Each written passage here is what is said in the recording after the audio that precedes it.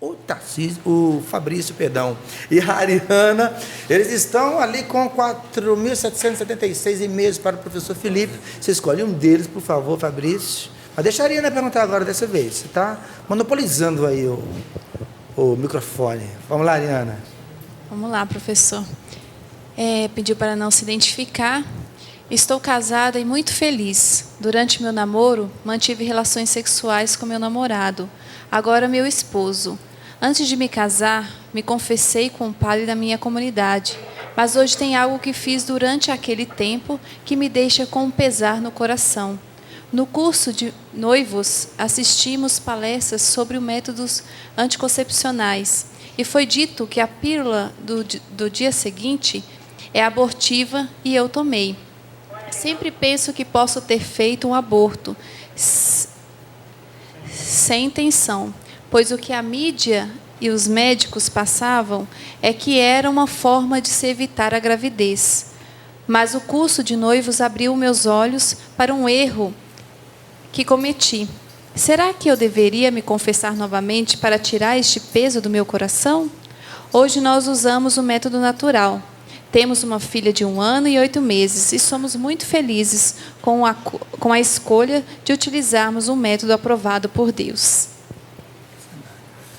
Bom, primeiro é preciso dizer o seguinte: se vocês já se confessaram, você se confessou, né, de ter vivido uma vida sexual no namoro antes do casamento, que realmente é o pecado de fornicação, se vocês se confessaram, você ou vocês foram perdoados, ok? Agora, em relação à pílula do dia seguinte, é preciso dizer com muita certeza e clareza, de fato ela é abortiva. Os jovens não tenham dúvida, e é uma pílula que faz muito mal para a saúde do jovem, porque basta dizer para você o seguinte: uma pílula do dia seguinte, ela tem de 10 a 20 vezes a carga hormonal de uma pílula anticoncepcional comum, vamos dizer assim. Quer dizer, então, o doutor Jerome Lejane, que era aquele geneticista que descobriu a síndrome de Down, ele dizia que é uma bomba no organismo da mulher, especialmente da menina, da moça, da adolescente. Então, os jovens precisam saber que realmente a pílula é abortiva. Por quê?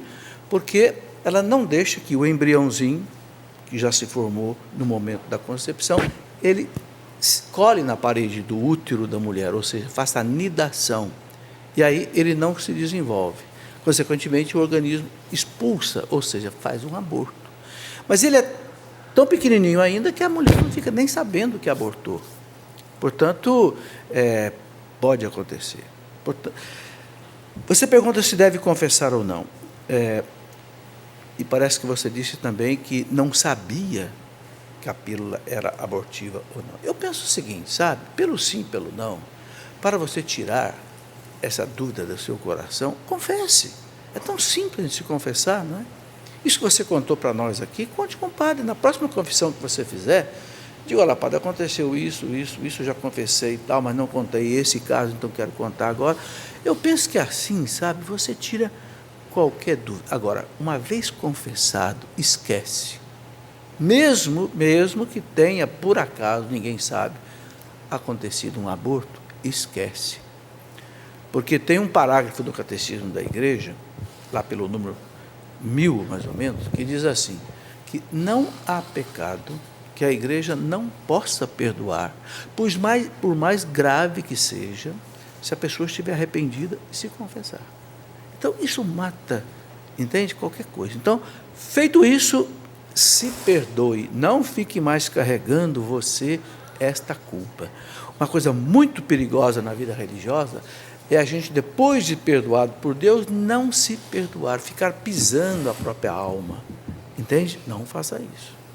Obrigado, professor. É o seguinte, minha gente, já chegou a ganhadora de todos esses produtos aqui.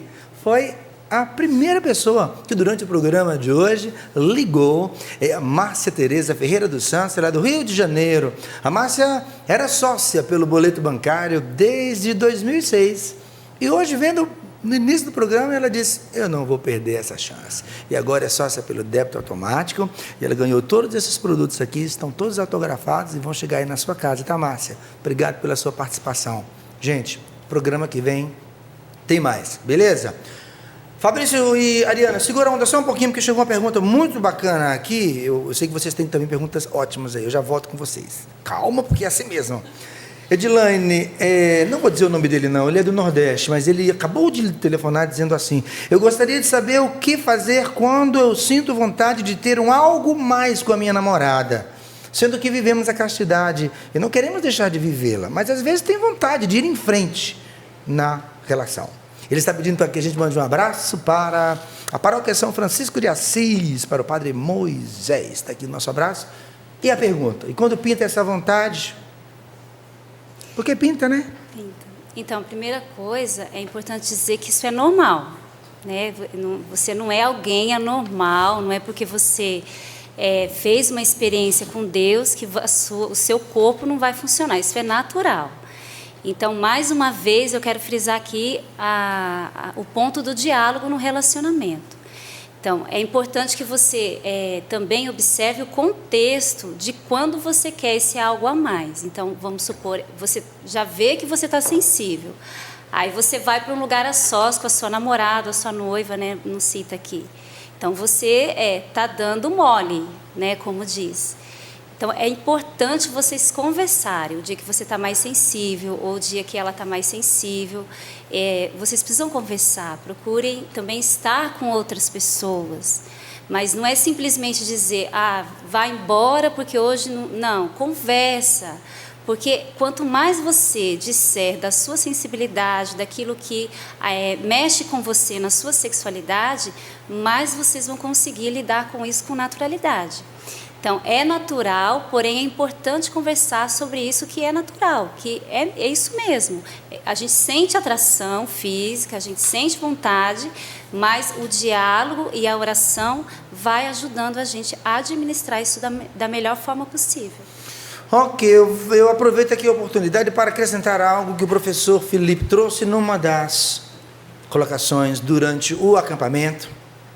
Esse segundo acampamento para namorados e noivos, inclusive a gente vai daqui a pouquinho ver algumas imagens do acampamento, quando o professor Felipe sugeriu que os casais de namorados e os casais de noivos fossem acompanhados por alguém, um sacerdote amigo, um casal, esse como o Gerson e a Celina Barca estão agora aí, um casal que você conhece, mas um pouco mais maduro, que pode acompanhar vocês. E eu já, durante mesmo o acampamento, eu recebi uma série de comentários, né, de casais que queriam saber um pouquinho mais como é que a gente faz para ter esse tipo de acompanhamento, porque pareceu algo que caiu muito bem no coração dos casais, não é? Procurar alguém para que os acompanhe. Isso vai os ajudar muitíssimo, não é verdade? É isso mesmo. Obrigado pela sua pergunta.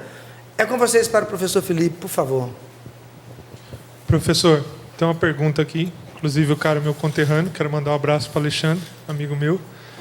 Ele diz o seguinte: gostaria de saber qual a melhor forma dos pais orientarem seus filhos sobre a importância de um namoro santo, sem que esses filhos sofram qualquer tipo de discriminação na sociedade, como bullying, nas escolas, baladas e até mesmo dentro da igreja. Realmente hoje a gente sabe que um jovem, para viver um namoro cristão, um jovem que disser, olha, eu não quero viver o sexo no namoro, ou a moça que dizer, eu quero viver a virgindade até o casamento, realmente ele sofre uma pressão muito grande. Porque infelizmente, a sociedade não é mais cristã,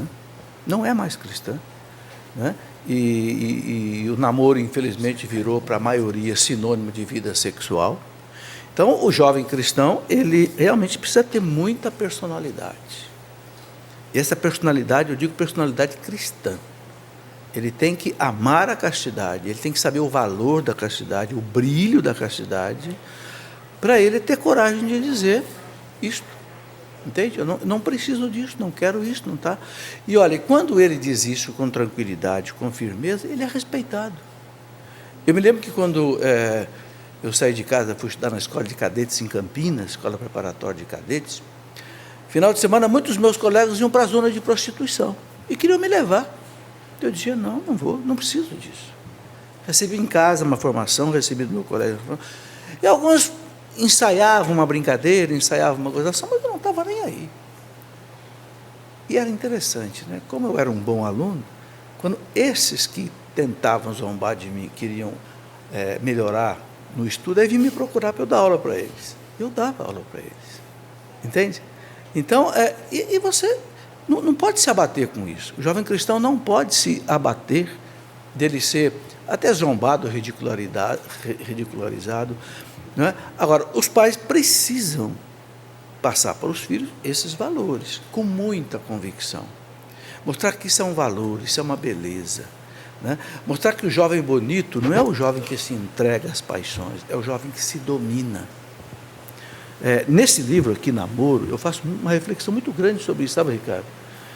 A pessoa que não se domina não sabe amar. Porque o que é você amar alguém? É você se dar, você se doar. E a pessoa que não se possui, a pessoa que não se domina, ela não sabe se doar, então ela é uma pessoa egoísta. Entendeu? Então a pessoa de valor não é aquela pessoa que se entrega aos vícios, a paixões, ao sexo. Não, é o contrário. Né? O livro dos Provérbios diz que vale mais o homem que se domina, que domina a si mesmo, do que aquele que conquista uma cidade. Então este é um valor que nós temos que resgatar. E os pais precisam ter coragem de dizer isso para os seus filhos. Olha, eu criei 5 filhos, 4 homens e uma menina, e eu disse para os 5, namoro não é hora de viver vida sexual. Vida sexual é no casamento. E penso que nenhum deles sofreu bullying, nem sofreu gozação. Entende?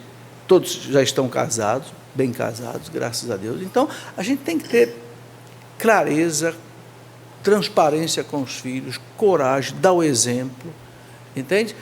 Porque é a lei de Deus. O que eu dizia para eles é o seguinte: não sou eu que quero isso de vocês, é a lei de Deus. Vocês vão desafiar Deus? Você tem coragem de desafiar Deus? Você acha que a sua lei, a lei do mundo é melhor do que a lei de Deus? Esqueceu daquilo que Jesus disse? Aquele imprudente que ouve minha palavra, não põe em prática, semelhante ao homem que constrói a sua casa na beirada do rio, depois a enchente leva embora. É assim que você quer construir a sua família? Então, os pais precisam colocar no filho esses valores, de modo que os filhos comprem esses valores, defendam esses valores, sem se sentir zombado, sem se sentir ameaçado. Eu sei que isso não é fácil, mas olha, é preciso isso hoje. Nós precisamos resgatar, né? Resgatar o namoro cristão conforme a vontade de Deus, porque nada é melhor do que aquilo que é feito segundo a vontade de Deus. Obrigado, professor. Enquanto o professor está respondendo aí, nós temos algumas imagens do nosso segundo acampamento para noivos e namorados. E o padre Paulinho já me perguntava: e a data do ano que vem? A gente não tem não, viu? Mas já a gente vai ter a data do ano que vem. E a gente vai contar rapidinho quando será o terceiro acampamento para namorados e noivos. Quero dizer que o livro Namoro, o professor citou, está aqui ele, você pode adquirir no 0 Operadora 12 31 86 2600, no shopping.cançãonova.com, com os nossos evangelizadores porta a porta. Quero mandar um alô para onde, meu Deus? Campo Grande, Mato Grosso do Sul. Pois é, nesta quinta-feira, agora dia 9, o Du, a Eliana Sá e eu, nós estaremos aí em Campo Grande, nesta quinta-feira, a partir das... não tem aqui a hora, mas é uma noite de louvor e adoração na paróquia São José. Eu sei que a Salete Ferreira já esteve aí e gostou tanto e disse: Ricardo, vai que é muito bom. Então não vou sozinho não, o Du está vindo, a Eliana também. Abraço desde já você de Campo Grande. Na quinta-feira estamos chegando aí. Na sexta-feira, o governador Valadares, pena que eu estou sem endereço aqui, mas quinta-feira Campo Grande, sexta-feira governador Valadares. Vamos o Du e eu. Fabrício, você tem pergunta para o Tiago Tomé? Eu imagino mesmo, vamos lá. O André Morelli pergunta para o Tiago: como viver um namoro distante, uma vez que você morou em outro país? Legal. Eu morei 2 anos e meio na Terra Santa, então, durante esse tempo a gente se viu 8 dias. Em 2 anos e meio a gente se viu 8 dias somente.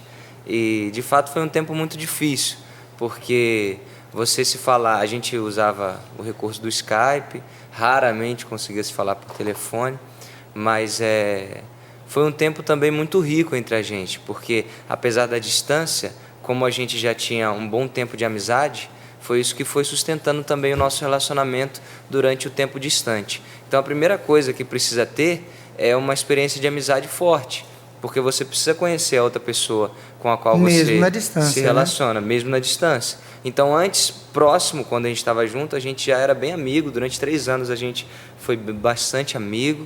E depois, quando fui para longe, é que a gente começou a namorar. E aí, nesse tempo distante, foi justamente aquilo que a gente já tinha vivido na amizade que foi sustentando também o nosso amor à distância. Não foi fácil, mas a gente sabia, como a gente se conhecia bem a partir da amizade, a gente foi cultivando esse amor. Muitas vezes eram 6 horas, na verdade, por vezes era 4 horas, outras 5 horas, outras 6 horas de diferença de fuso de Israel para cá. E mesmo assim, especialmente num dia do aniversário dela, eram 3 horas da manhã lá, aqui eram 9 horas da noite, ela estava saindo com os amigos, e eu liguei de lá e foi realmente um momento especial para nós e marcante, mas porque a gente escolheu ir cultivando assim durante esse tempo distante. Como eu disse, não é fácil, mas a gente, acreditando no amor que a gente sente e que é a pessoa de Deus para a nossa vida, a gente consegue sim sustentar, mesmo na distância. Quer partilhar um pouco? Então, eu acho que a palavra mais importante para esse tempo de distância é cultivar. Então, você precisa encontrar maneiras de cultivar esse amor. Porque é igual uma plantinha, como disse no nosso acampamento, você precisa regar todos os dias. Então, você tem que usar dos meios de comunicação com a pessoa, você também tem que arrumar uma maneira de presenteá-la com coisas que ela gosta, isso é importante.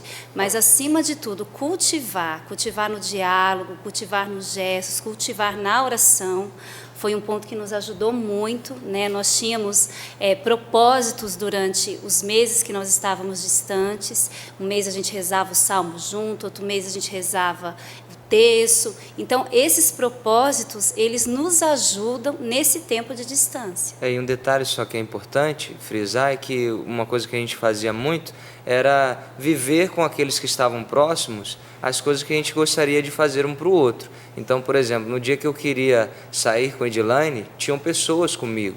Eu também aproveitava esse momento para viver bem com aqueles que estavam próximos de mim. Nada de entrar na força, né? Exatamente. Não dá para você, ela está longe, eu estou aqui do outro lado do mundo, eu estou no Oriente, ela está no Ocidente, aí você vai ficando triste e a coisa também não vai acontecendo. A vida em você também vai morrendo. E também em relação ao relacionamento, o sentimento. Então a gente fazia isso, a gente dinamizava o relacionamento com as pessoas que a gente tinha próximos a nós. Então foi um tempo muito rico e a gente pode testemunhar sempre que o nosso relacionamento foi necessário passar por esse tempo de distância também. E hoje tem uma coisa muito boa que eu vejo e penso que é a internet. Sim, sim. Que eu acho que a coisa mais importante para um casal que está longe é conversar. Sim. Exato. Conversar por telefone, antigamente era só por carta. Eu me lembro que quando eu era cadete, eu ficava longe da minha já namorada, era uma carta por semana, pelo menos. E não tinha outro meio de correspondência. Não podia usar telefone, nem... Era muito difícil antigamente usar um telefone, né? Mas hoje não, hoje você conversa pela internet, tem esses programas todos. Quer dizer, isso para mim eu penso que seja o mais importante, porque o casal mantém a chama do amor acesa conversando, dialogando. E aí a internet hoje é um veículo extraordinário, barato, não é? Ou por e-mail, ou por outro veículo, jovens hoje sabem usar com muita facilidade. Sim, a gente combinava horários, se via pela webcam, então Não é? realmente Ok, internet. deixa eu agradecer quem está aqui no estúdio com a gente, obrigado. Tem um casal que esteve conosco no acampamento e ainda estão por aqui, obrigado pela presença. Eles são de São Gonçalo, do Rio de Janeiro, não é isso? Bem-vindos, obrigado pela presença. E tem gente de Campos dos Goitacazes, do Rio de Janeiro, e de Jundiaí, São Paulo. Obrigado pela presença de vocês aqui com a gente. Professor Felipe, eu já volto com vocês aí, tá bom? Professor, eu tenho essa pergunta aqui, eu considero ela importante, e é bom que vai ajudar também outras pessoas. Não diz a idade, mas está noiva. Estou prestes a me casar, entretanto tenho dúvidas quanto a meus sentimentos. O que eu faço? Olha, eu acho isso uma questão séria. Eu costumo dizer, disse inclusive na palestra, não case em dúvida. Porque é uma decisão para o resto da vida. Entende? E você carregar uma dúvida para o resto da vida é uma coisa complicada. Então, como o noivado é algo que não está ainda definido 100%, né, eu penso que você precisa, se você já marcou o dia do casamento, você precisa, até o dia do casamento, tirar essa dúvida. Entende? E eu digo com sinceridade, se a dúvida persistir, você não tiver certeza, eu penso que você deve adiar esse casamento. Eu sei que é um transtorno, mas eu prefiro causar um transtorno agora do que um transtorno maior depois. Entende? Então, tire essa dúvida. É aquilo que nós já dissemos aqui, pegue um orientador, um casal. Por que você tem essa dúvida? De repente, essa dúvida seja uma dúvida sem fundamento. Porque, às vezes, a gente tem com o povo desminhoca na cabeça, né? Quer dizer, medo de coisas que não existem, que são fantasmas na cabeça da gente. Entende? Então, vamos ver que tipo de medo é. Esse medo tem uma base sólida. Por que você está com medo? Qual é o medo seu? Qual é a base? Vai, procura um especialista, procura um casal experiente, abre o coração com alguém, tira esse medo. Ou com o seu próprio noivo, não sei. Agora, não carregue, não empurre com a barriga o problema, entende? Porque pode lá na frente desaparecer, mas pode se agravar. Não convém, entende, que seja assim. Obrigado, professor. Eu quero dizer que para alimentar o relacionamento, para alimentar o namoro cristão, existe um blog chamado Namoro Cristão. Ele é gentedefé.com/namoro cristão. O Fabrício vai abrir ali o blog, você vai ver. Esse blog ele é comandado por uma equipe, nós trabalhamos juntos. São matérias para instrução, para o dia a dia do casal que está namorando. O endereço é gentedefé.com/namoro cristão. Será que vai dar para aparecer agora ou vou ter que esperar um pouquinho mais? Até agora, Pri? gentedefé.com/namoro cristão. Se não for possível, a gente mostra daqui a pouquinho. Mas é um endereço que está também. Tá aí, chegou. gentedefé.com/namoro cristão. São vários casais, o Fabrício e a Graça estão aí, eles estiveram inclusive dirigindo a nossa oração no sábado pela manhã. O Fábio, o Trevisan e a Cíntia, também o Tiago e a Edilane estão presentes neste blog, que é um blog de partilha e de orientação para os casais.